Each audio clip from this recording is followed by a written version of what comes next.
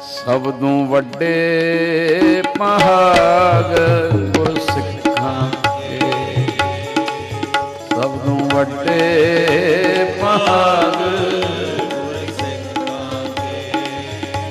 ਜੋ ਗੁਰ ਚਰਣੀ ਸਿੱਖ ਪੜਤੇ ਆ, ਗੁਰ ਚਰਣੀ ਸਿੱਖ ਪੜਤੇ ਆ,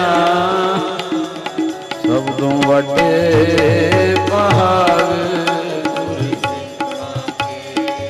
ਹਾਂਜੀ ਸਬਦੋਂ ਵੱਡੇ ਭਾਗ ਗੁਰ ਸਿੱਖਾਂ ਕੇ। ਸਾਰੇ ਬੋਲੋ ਸਬਦੋਂ ਵੱਡੇ